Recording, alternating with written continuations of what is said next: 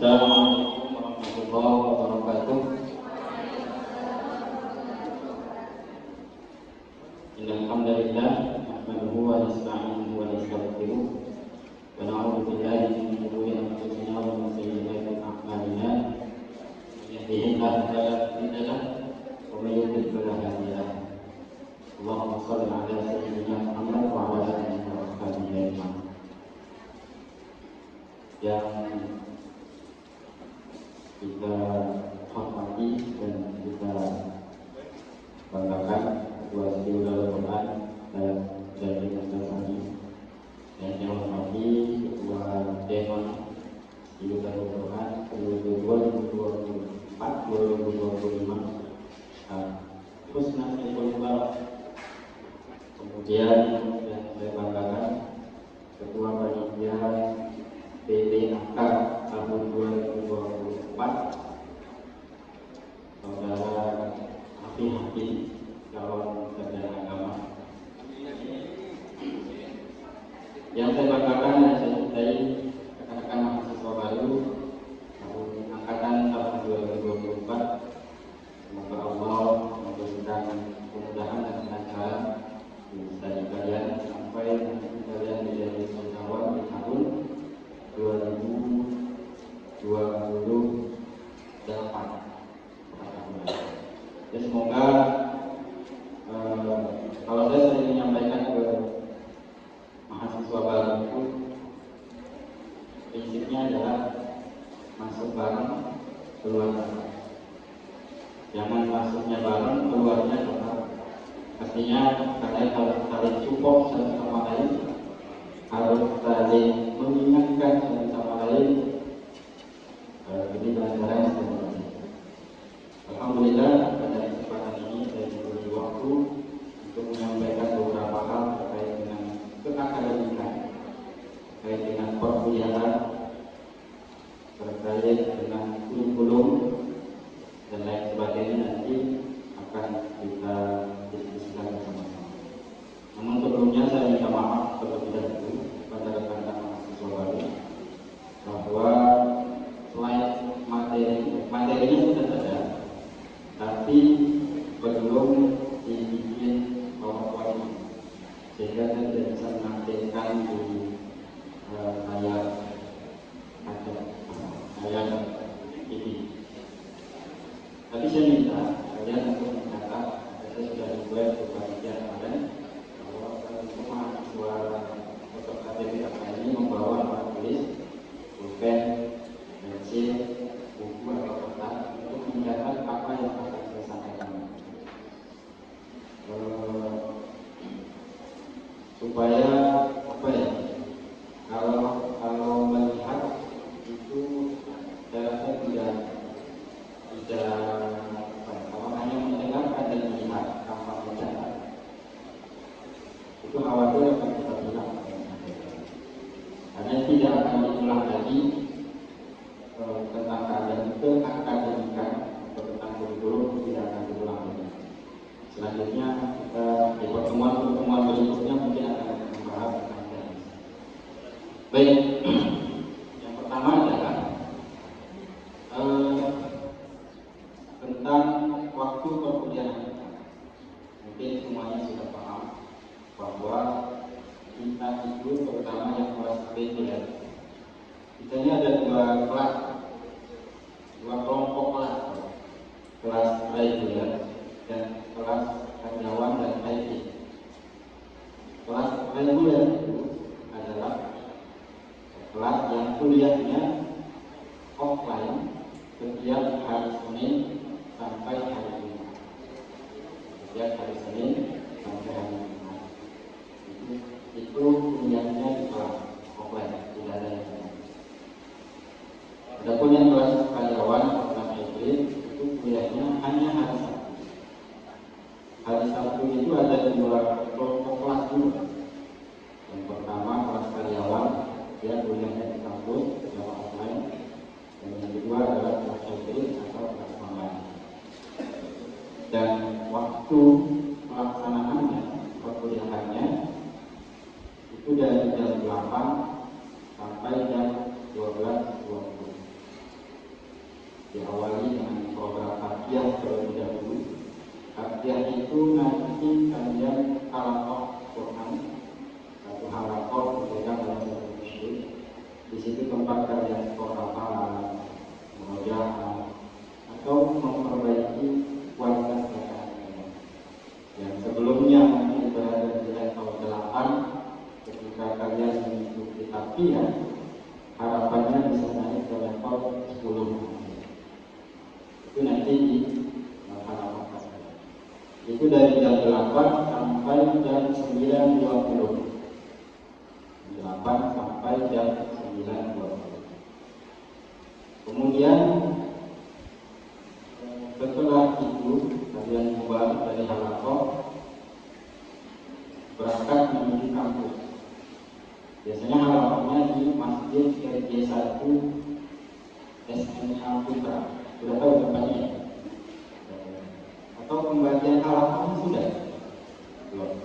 Jadi nanti di pertemuan pertama, di pertemuan perdana akan diberikan halakoh. Setelah itu kalian berangkat ke kampus, masuk ke kelas masing-masing, mulai kuliah. Di mata kuliah yang pertama itu dari jam 9.30 sampai jam 10.50. Ada waktu sekitar 80 menit. Teknis perkuliahannya mungkin nanti setelah ini. Itu mata kuliah yang pertama. Istirahat 10 menit, masuk lagi mata kuliah yang ketiga jam 9.30 jam 11.00 sampai jam 12.20. Sampai jam 12.20 itu mata kuliah yang ketiga atau jam 3. Kalau setelah itu saya pulang bersama dan melakukan aktivitas saudara. Nah, jadi itu kegiatan perkuliahan kita dari hari Senin sampai hari Jumat. Nah, adapun hari Jumat itu karena tidak ada harfiah, maka mata kuliah pertama dimulai dari jam 8. Jam 8 sampai 9.20, dan yang kedua jam 9.30 sampai jam 11. 9.30 sampai 10.50. Sampai jam 11. Sampai di sini ada pertanyaan ini. Saya mau pilih berapa?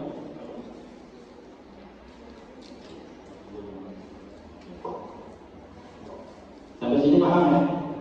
Jadi setiap hari Senin sampai hari Jumat atau sampai hari Kamis itu jam pertamanya harfiah, mata kuliah pertama, mata kuliah kedua sampai 12.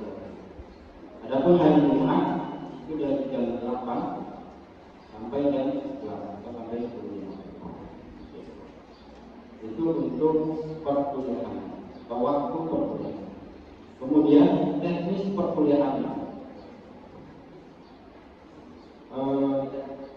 Kalau di level pendidikan sebelumnya SD, SMP, SMA itu porsi guru untuk menyampaikan mata pelajaran 80 berbanding 20. Ini 80%-nya itu guru yang menyampaikan, 20%-nya mungkin adalah mahasiswa. Tetapi kalau di perkuliahan itu kebalikannya, 20%-nya dosen, 80%-nya mahasiswa. Jadi yang banyak bicara, yang banyak ngomong, atau yang banyak tektokan dengan sesama mahasiswa itu adalah mahasiswa. Dosen mungkin nanti hanya akan menambahkan atau meluruskan perdebatan. Mungkin jika di suatu tema ada perdebatan antara mahasiswa yang perlu diluruskan oleh dosen, maka dikasih waktu 10 sampai 20 menit. Hanya dari sekarang kalian harus banyak baca buku apa saja, buku novel, buku tentang sejarah dan lain sebagainya. Kalian baca saja supaya kalian itu banyak menyimpan perbedaan.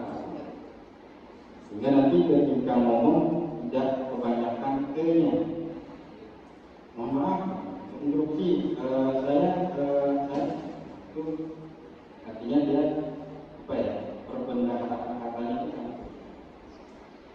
kan supaya banyak, supaya lancar, ada latihan ngobrol, latihan berbicara di depan teman-temannya, terus banyak belajar. Itu apa itu? Kemudian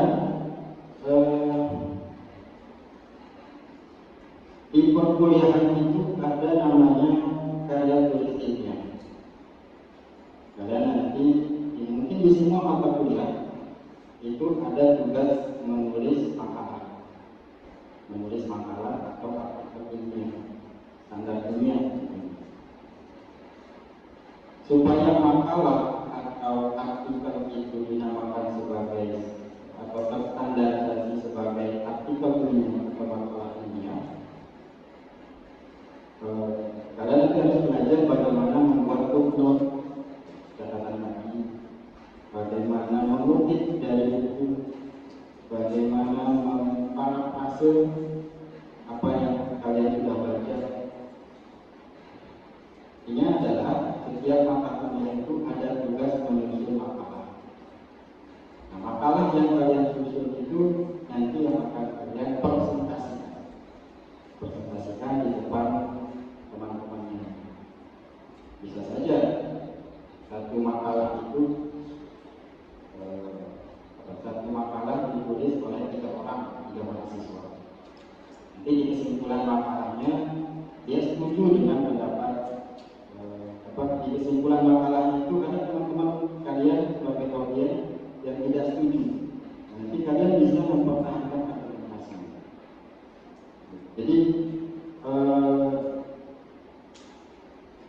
di kelas itu nanti jangan sampai sepi, jangan sampai tidak ada yang ngomong. Harus tetap aktif, entah itu bertanya, entah itu membantah, entah itu mengkritisi. Jadi itu suasana kelas di perkuliahan kita.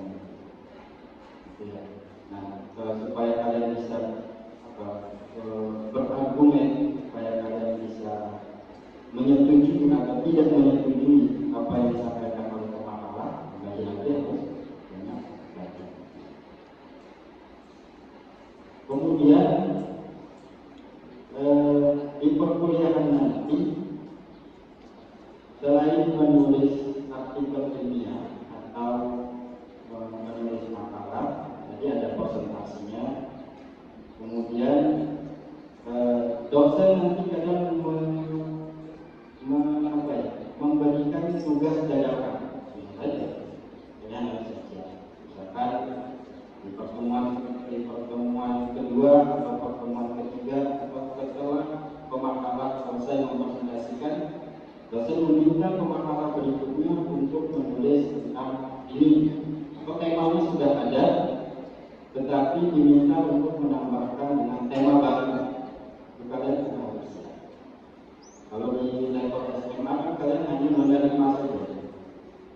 Nanti kalau di perkuliahan kalianlah yang akan memberikan, kalian yang akan mempresentasikan, mencari, menganalisa, dan dosen hanya memantau, hanya menuliskan, hanya menambahkan.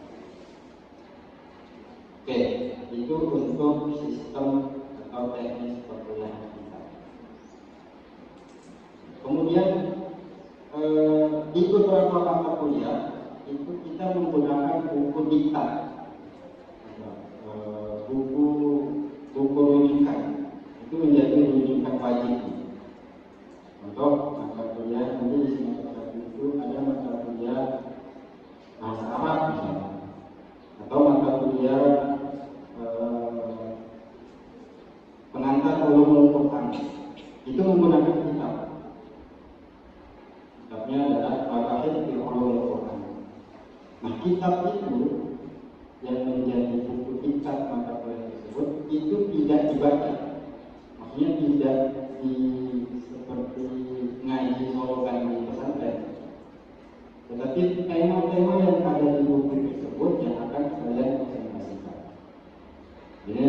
dosennya tidak membaca dari awal sampai akhir. Karena saya rasa satu semester itu kita tidak habis atau tidak selesai dibaca. Supaya mewadahi kitab itu selesai dibaca, maka tema-tema yang ada di kitab tersebut harus dibagi ke beberapa kelompok. Beberapa kitab atau beberapa mata kuliah itu ada kitabnya yang kelompok. Mungkin yang semester 3 semester 3 sekarang mengalami ada 2 jilid, ada 3 jilid. Itu kan nggak mungkin dibaca satu semester habis sampai 3 jilid. Makanya supaya habis dikaji semuanya dibagi ke beberapa tema yang ada di dalam. Makanya kalian di daftar ulang kan harus bayar buku ya, harus bayar bukunya.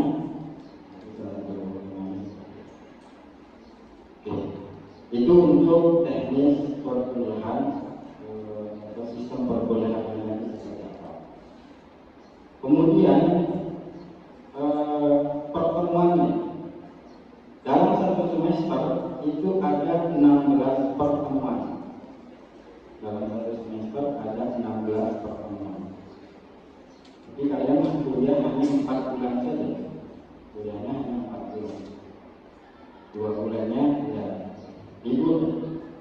Ada yang kalau yang berasrama itu tidak bisa pulang. Perkuliahannya itu 16 pertemuan, 13 pertemuan efektif, 3-nya itu dipotong pertemuan pertama. Pertemuan pertama itu tidak ada materi, hanya perkenalan dengan dosen saja. Kemudian dosennya itu mempresentasikan tujuan yang ingin dicapai di mata kuliah tersebut apa, itu nanti disampaikan di pertemuan pertama. Kemudian dipotong dengan UTS, kita ada UTS. Jadi di pertemuan ke-7 atau pertemuan ke-8 ada ujian tengah semester. Ini mengevaluasi sejauh mana pemahaman mahasiswa terhadap mata kuliah tersebut selama 6 atau 7 pertemuan. UTS. Kemudian di pertemuan terakhir ada UAS, ujian akhir semester. Ujian akhir semester itu akan mengevaluasi semua materi-materi yang sudah disampaikan dari pertemuan pertama sampai pertemuan terakhir. Jadi selama 1 semester itu ada 16 pertemuan. 16 pertemuan dipotong dengan pertemuan pertama UTS dan UAS, maka ada 13 pertemuan. 13 pertemuan inilah nanti yang akan dibagi menjadi 13 kelompok untuk mempresentasikan tema-tema yang sesuai dengan mata kuliah tersebut. Atau misalkan di mata kuliah tafsir maudu'i. Tafsir maudu'i kan banyak. Tafsir maudu'i, tafsir tematik tentang ekonomi. Ada tentang ekonomi, tentang anak yatim dan lain sebagainya. Nanti kalian akan mencari tafsir-tafsir ayat-ayat yang berkaitan dengan keekonomian, ayat-ayat yang berkaitan dengan sosial kemasyarakatan, dan kalian harus mempresentasikan. Itu 16 pertemuan. Kemudian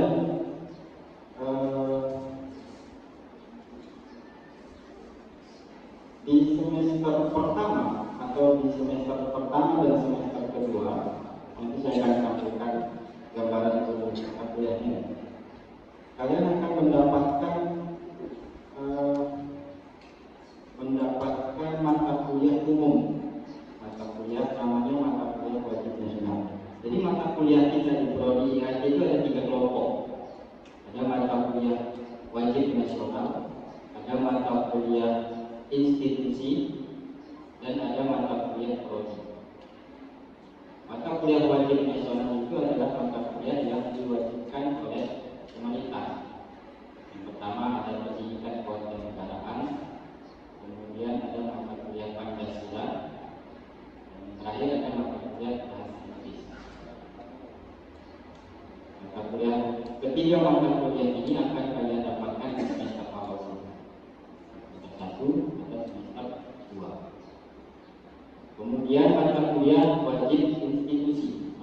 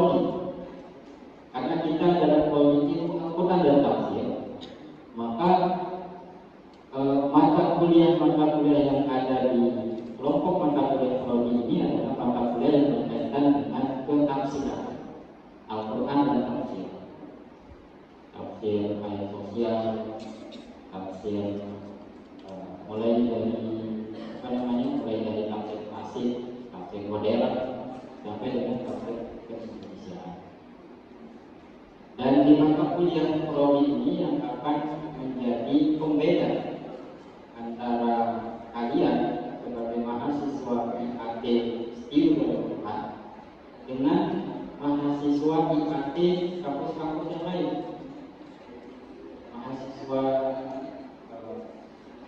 kalau di prodi IAT itu minimal kalian ada 3 keahlian yang akan kalian kuasai ketika kalian lulus. Yang pertama adalah menguasai tafsir klasik. Kemudian yang kedua adalah menguasai tafsir modern atau tafsir kontemporer. Dan yang ketiga adalah menguasai tafsir keindonesiaan atau tafsir Nusantara. Bukan Islam Nusantara, Nusantara bukan bahasa. Nah, 3 keahlian inilah yang akan menjadi pembeda antara kalian dengan mahasiswa IAT UIN Jakarta mungkin, mahasiswa IAT PTIG mungkin, mahasiswa IAT UIN Bandung, dari kampus-kampus yang lain. Dan saya rasa kampus-kampus yang lain juga memiliki ciri khas yang berbeda dengan kita yang juga. Dan lagi keahlian yang akan kita miliki di prodi IAT STIU adalah tafsir klasik, menguasai tafsir klasik, menguasai tafsir kontemporer, dan menguasai tafsir keindonesiaan. Menguasai tafsir klasik bukan berarti kalian membaca semua kitab tafsir klasik, karena itu nggak akan habis selama tidak akan habis selama 8 semester itu mungkin. Atau menguasai kitab tafsir kontemporer. Yang dimaksud dengan menguasai tafsir klasik itu kalian menguasai metode tafsirnya, menguasai metode tafsir, menguasai corak tafsir, dan menguasai bentuk tafsir. Kalau kalian dulu pernah dengar metode tafsir muqarrab, tafsir komparatif, pernah dengar? Atau tafsir maudu'i, pernah dengar? Atau corak tafsir fikih, pernah dengar? Ada yang pernah baca tafsir At-Tabari? Atau pernah dengar nama tafsir At-Tabari? Pernah. Atau ada yang pernah dengar tafsir Jalalain? Nah, itu tafsir Jalalain itu klasik, kontemporer, atau Indonesia? Jalalain itu klasik, kontemporer, atau keindonesiaan? Ini saya tanya yang Mas jawab itu. Kalau itu kan udah ahli. Atau Jalalain itu klasik, kontemporer, atau Indonesia? Atau pilihannya 2 aja, karena nggak mungkin Indonesia. Klasik atau kontemporer? Dari mana tahu dia klasik? Bahasa Arab. Dari mana dia tahu yang klasik? Nah, kita bisa mengetahui dia klasik atau kontemporer ya dengan menganalisa siapa tafsirnya, sejarah penulisnya itu sejarah yang meliputi penulis dalam menulis tafsir klasik itu ketika khalifah siapa, kemudian dia asalnya dari mana, siapa gurunya, siapa muridnya, bagaimana metodenya, apa coraknya, itu yang akan kalian pelajari, yang akan kalian ini dimaksud dengan menguasai tafsir klasik. Begitu juga dengan menguasai kitab tafsir kontemporer. Apa saja tafsir-tafsir yang masuk dalam kategori tafsir kontemporer. Atau kontemporer itu apa? Atau periode modern itu apa? Dari tahun berapa sampai tahun berapa yang dimaksud dengan periode kontemporer? Itu yang akan kita pelajari selama 8 semester ketika kalian kuliah di tafsir, menguasai tafsir di Indonesia. Ada yang tahu siapa tafsir di Indonesia? Satu aja. Siapa? Bukan siapa pun nggak ada. Syihab, mulai Syihab. Terus siapa? Buya Hamka. Terus siapa lagi? Siapa lagi? Tahu? Siapa lagi? Masa dua cuma? Segitu luasnya Indonesia masa hanya dua orang? Memang Nawawi. Jadi selama kalian kuliah di sini di prodi akti ini, kalian akan banyak berkenalan dengan mufasir Indonesia. Jadi kalau selama ini kita hanya mengenal Quraish Shihab, Buya Hamka, Al-Bari, sejarah lain, Ibnu Katsir, maka ketika kalian kuliah di sini banyak berkenalan dengan tokoh-tokoh tafsir yang mungkin kalian tidak pernah dengar. Ada namanya Al-Barawi, ada namanya Imam Ash-Sha'rawi, Muhammad Abdul. Ada yang kenal dengan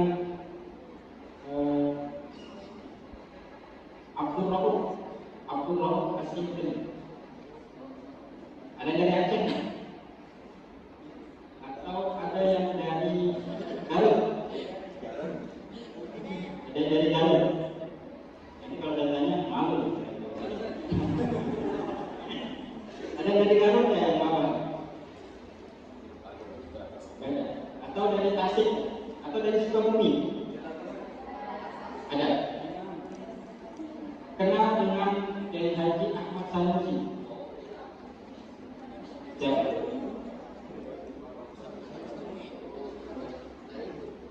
Beliau hidup kapan? Nah, Kiai Haji Ajengan Ahmad Sanusi itu ternyata menulis kitab tafsir dengan menggunakan bahasa Sunda. Jadi bahasa-bahasa yang ada di Indonesia, bahasa daerah yang ada di Indonesia itu ternyata memiliki kitab tafsirnya sendiri. Ada yang berbahasa Jawa, ada yang berbahasa Sunda, ada yang berbahasa Melayu, ada yang berbahasa Bugis, berbahasa Sunda Bugis banyak. Saya baru ketemu yang Bugis itu baru 5 pasti. Tapi karena saya tidak bisa berbahasa Bugis, nanti saya minta teman-teman yang dari Sulawesi untuk membacanya. Jadi itulah keahlian kita nanti selama kita menempuh pendidikan S1 di universitas. Kita menguasai kitab tafsir klasik, kontemporer dan ke Indonesia. Menguasai metode tafsir, menguasai corak-corak tafsir, dan menguasai bentuk tafsir. Oke, kemudian mata kuliah keprodian itu kalian baru dapat di semester 3, semester 3, 4, 5, 6, 7. Karena kita sudah rancang di semester 8 itu sudah tidak ada perkuliahan lagi. Kalian fokus ke menyusun skripsi. Saya sangat kebanggaan banget kalau semester 8 tidak selesai skripsi. Atau di semester 7 sudah ada yang sidang, itu bisa selesai.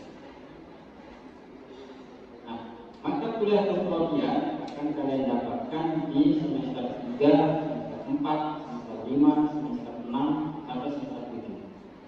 Sedangkan mata kuliah nasional itu di 2 semester awal. Mata kuliah institusi itu nanti akan mengikuti mata kuliah prodi. Tapi porsinya tidak banyak. Akan di semester 3 mata kuliah prodi ada 7 atau 6. 2 lainnya itu adalah mata kuliah institusi.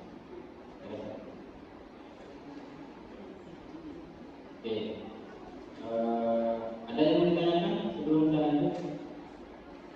Silakan. Atau nanti ada sesi tanya jawab. Oke, silakan dicatat dulu. Nanti kalau bisa dipahami, kita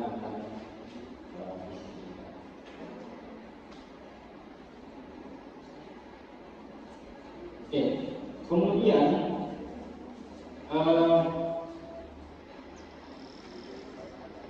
setiap tiap semester itu kalian mendapatkan sekitar 17 sampai 24 SKS. 17 sampai 24 SKS. SKS itu adalah satuan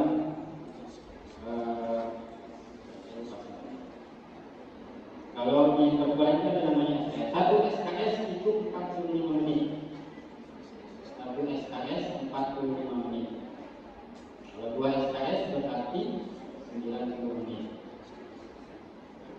Kemudian selama kuliah dari semester 1 sampai semester 8 itu ada 145 SKS.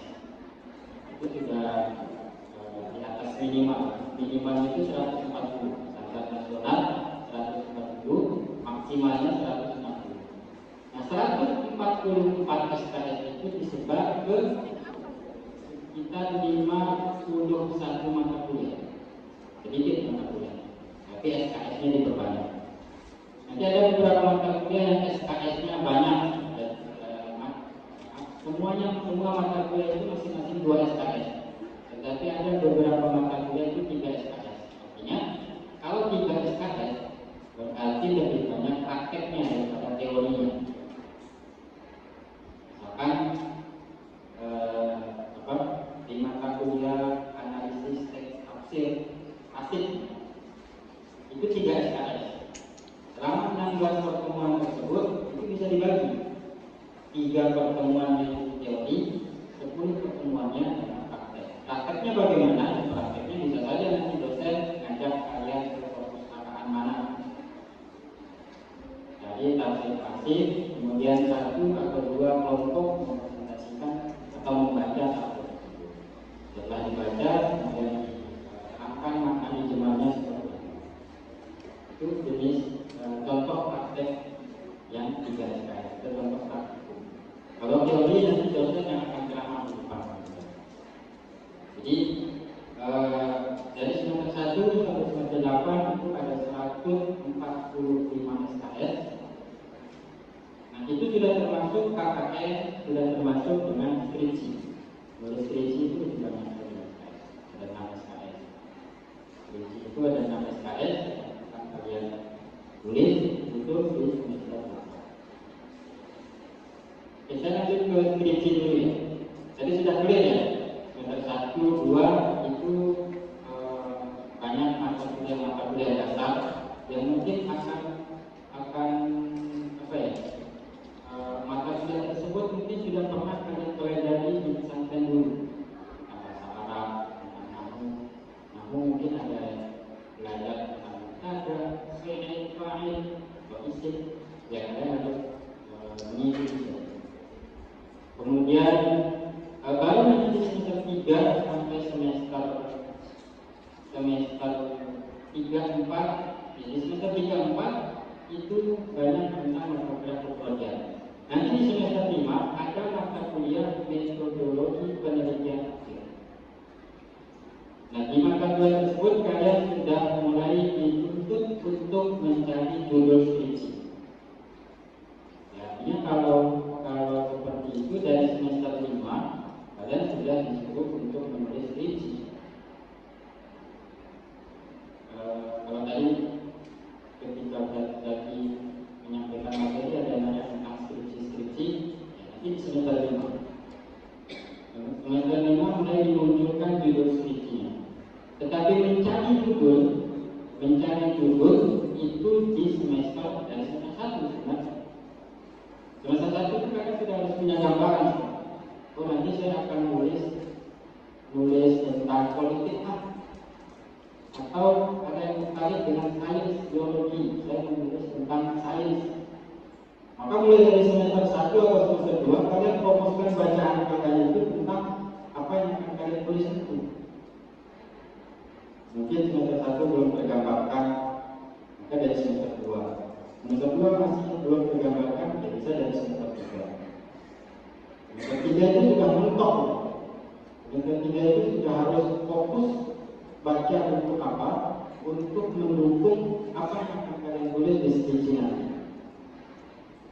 Jadi kakak-kakak kalian yang media apa harusnya sudah punya judul atau minimal tema penelitian. Tema penelitian itu gambaran umum tentang skripsi. Jadi tentang politik. Politik kan luas. Politik itu termasuk kepemimpinan perempuan itu masuk dalam ranah politik.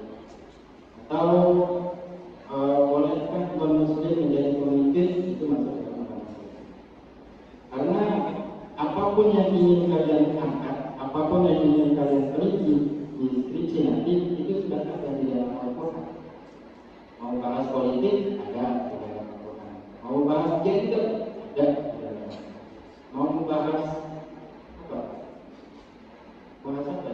Apa yang tidak ada di dalam Al-Quran? Teori sains ada di dalam Al-Quran. Intinya itulah enaknya menjadi mahasiswa IAT. Mau bahas apapun ada di dalam Al-Quran. Tinggal ditambahi dalam Al-Quran. Itu sudah judulnya sudah disediakan. Itu ya. Jadi saya berharap mulai dari semester 3 nanti sudah mulai fokus ingin menulis skripsi tentang apa. Hingga nanti di semester 5 sudah tidak bingung lagi menjadi judul. Mungkin judulnya sudah ada, tinggal dipopulasikan tinggal judulnya itu tinggal didiskusikan dengan dosennya. Mungkin ada penambahan redaksi, pengurangan redaksi. Oke, jadi itu nanti gambaran tentang perkuliahan kita semester 5, 6, 7 itu sudah masuk dalam radar menulis skripsi. Kemudian semester 8 sudah mulai menyusun skripsi dan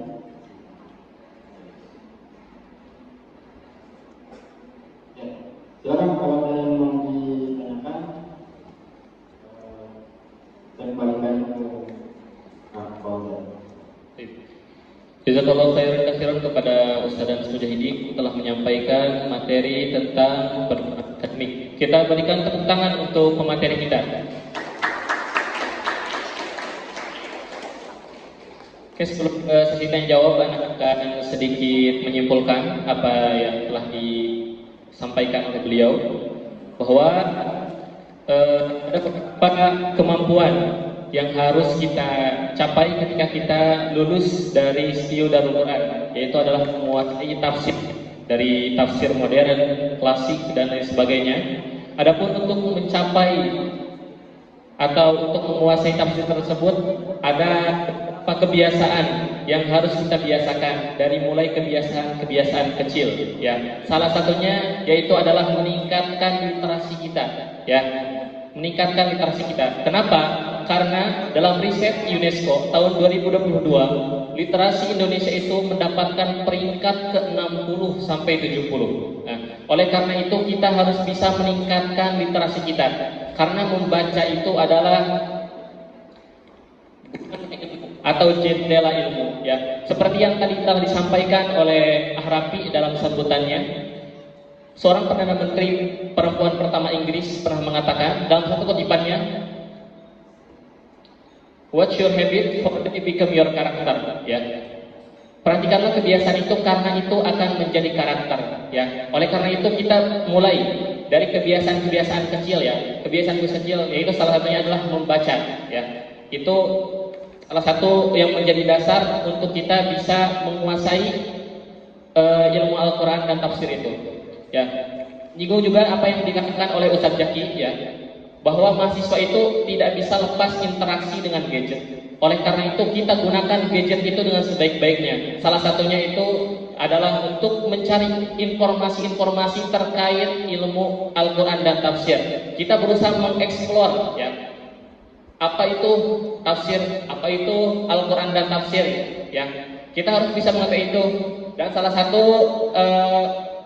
aplikasi mungkin yang kita ketahui adalah ada Maktabah Syamilah. Mungkin kalian bisa download untuk bisa lebih mendalami tafsir ya. Kemudian ada beberapa hal yang harus kita kuasai, yaitu adalah critical thinking ya. Oleh mahasiswa, kita harus bisa menjadi mahasiswa yang aktif ya, mahasiswa aktif di kelas ya. Kita harus berusaha menjadi mahasiswa yang selalu ingin tahu gitu ya, perbanyak bertanya gitu kan.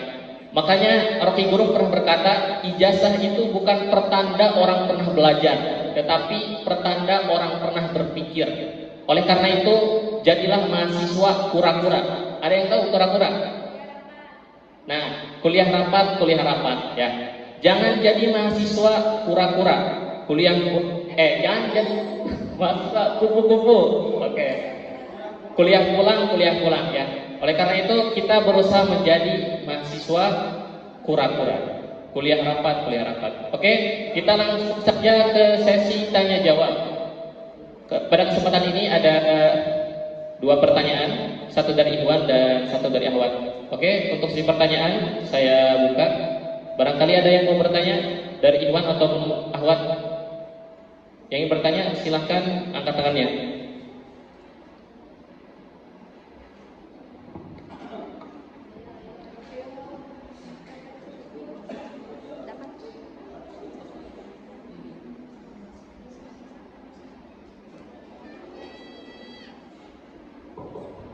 Sebelum ada yang bertanya, jadi di depan sudah ada sebarang apa ya, yang nakes yang semester pertama pendidikan kewarganegaraan, ini yang dasar-dasar dulu, yang tadi manajemen masyarakat, kemudian ada mengangkat Quran, ada integrasi Islam dan sains, sorot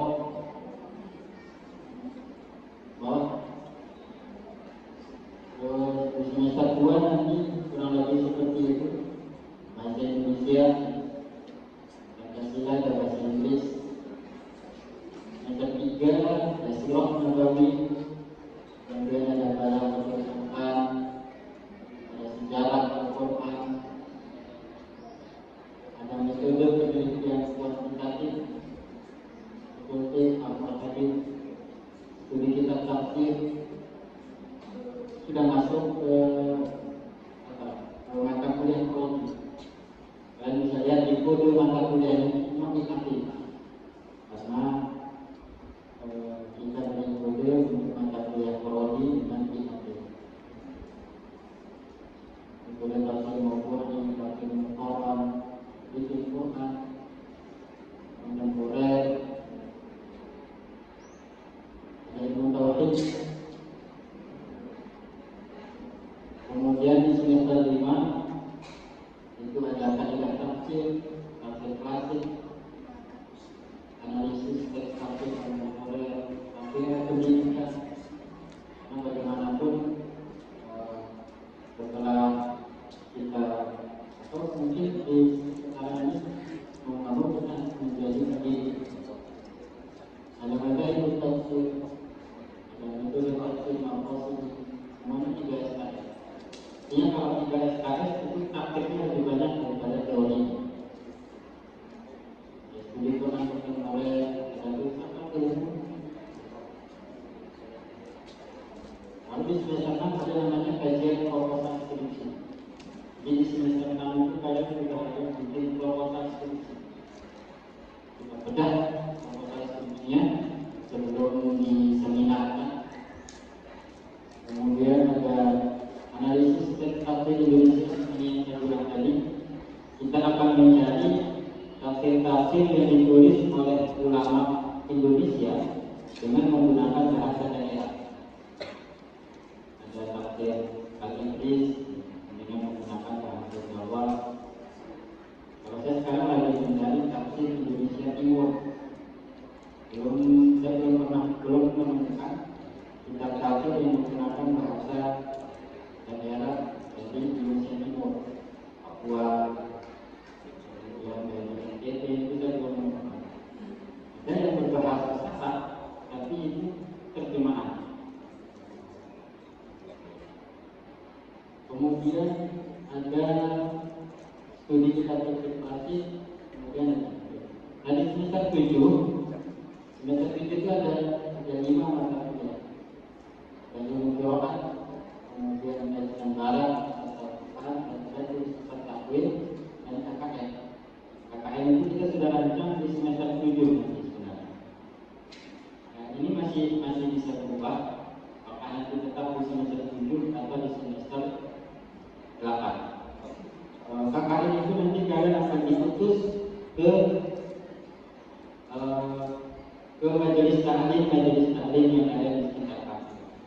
Di sana kalian masih kajian, di sana kalian masih pelatihan. KKN kita berkaitan dengan Al-Qur'an. Mungkin judul KKN itu pemberantasan buta huruf Al-Qur'an di desa Pakuan. Kemudian ada kajian barat atas Al-Qur'an. Ini kita taruh di semester 7 karena agak berat. Ada filsafat takwil. Kalau tadi filsafat ilmu, semester 7 nanti ada namanya filsafat takwil. Lalu di semester 8 hanya skripsi saja. Skripsi kita masukkan ke dalam kelompok mata kuliah karena dia ada SKS-nya, yaitu 6 SKS.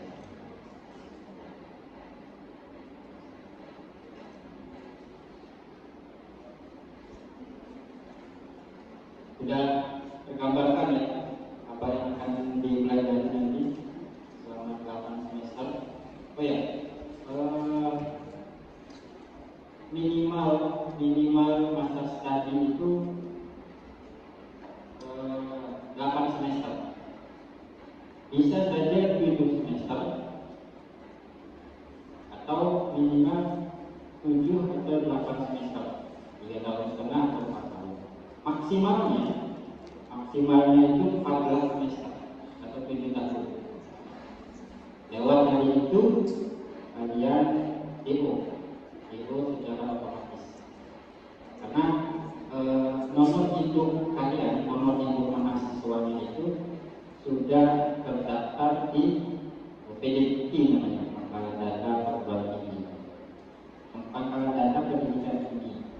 Jadi selama 14 semester ini belum jelas. Nanti masuk semester 15 itu sudah diakui. Sehingga kalau kalian mau lanjut lagi, mau tidak mau harus ulang dari awal lagi untuk mendapatkan NIM, mendapatkan nomor induk. Ya. Minimal 3 tahun setengah, maksimal 7 tahun atau 14 semester. Kalau 7 tahun, harus sama anak SD. Anak SD aja 6 tahun, masa kalian tidak? Ya.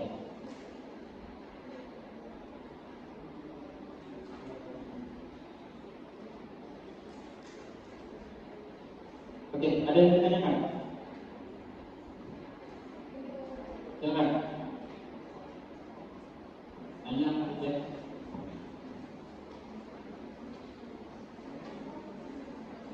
Silakan. Ada tidak? Ya. Tunjuk. Apa saya tanya? Tunjuk aja. Pasti saya yakin di para kalian itu ada yang ditanyakan. Tentang malu atau apa? Ada saya tunjuk aja. Yang kelihatan namanya di sini tapi yang kalau kalian depan itu ya. An-Ain. Apa yang ditanya?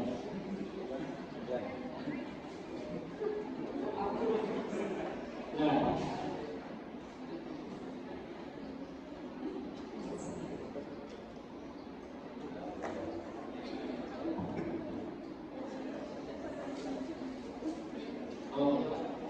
Kalau sudah jelas, gimana? Apa yang ada?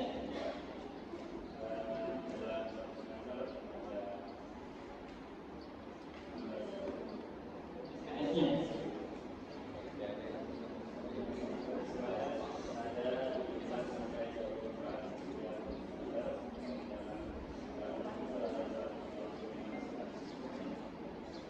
tangan.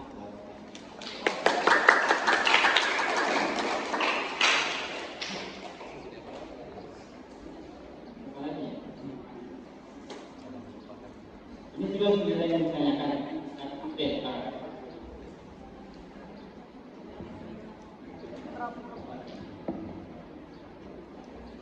Nama asal.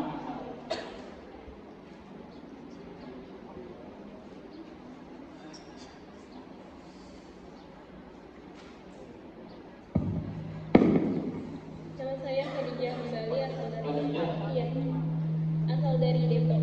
Saya mau nanya terkait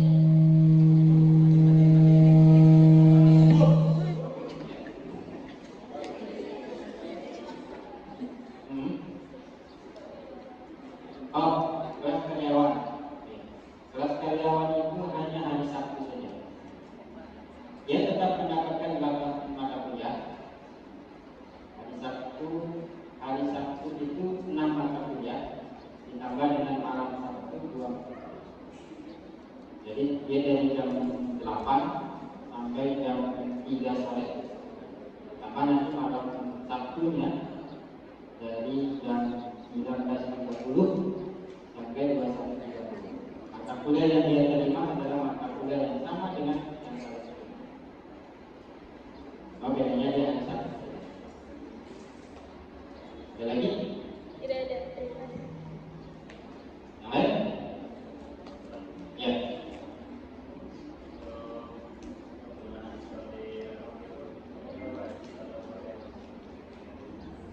Penggunaan laptop. Laptop itu gimana ya? Tidak wajib tapi harus. Enggak, tidak wajib tapi perlu. Gimana caranya nulis makalah kalau tidak? Ya kalau semester 1, semester 2 nggak punya laptop nggak apa-apa. Tapi kalau di semester 5, 6 atau semester 3 perlu punya laptop. Nah, wajib. Tapi laptopnya benar-benar dibikin untuk digunakan untuk pembelajaran. Jangan pakai nonton drakor.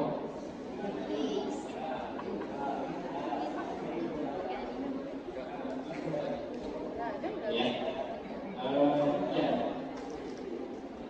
keberadaan laptop bagi mahasiswa itu sesuatu yang niscaya. Belum. Jadi, ya satu pertanyaan lagi. Ada nggak? Yang apa? Mungkin. Karena materi ini nggak akan diulang lagi. Kalau memang ada yang benar-benar belum dipahami, akan kita sampaikan sekarang. Apa sudah cukup? Ya. Sekali lagi kita ucapkan jazakallahu khairan kepada Ustaz dan Mujahidin MAG yang telah menyampaikan materinya. Mudah-mudahan materi yang beliau sampaikan bermanfaat untuk kita semua dan bisa kita implementasikan dalam kehidupan kita. Amin ya rabbal alamin. Baik, untuk sesi selanjutnya yaitu pemberian sirah mata. Silakan kepada yang bertugas tentunya dipersilahkan.